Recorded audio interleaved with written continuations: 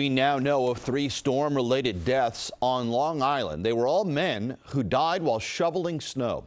A 53-year-old man and a 75-year-old man died in Syosset yesterday, and in Cutchogue, a man who was shoveling died after he fell into a pool. Also on Long Island, a 6-year-old girl had to be airlifted to the hospital today after an SUV ran her over following a sledding trip. Southampton police say a relative was loading a Jeep in the town rec center's parking lot when it started to roll forward and ran over the child. The vehicle then struck a town highway vehicle that was plowing the lot. The child is currently at Stony Brook Hospital. No word just yet on her condition.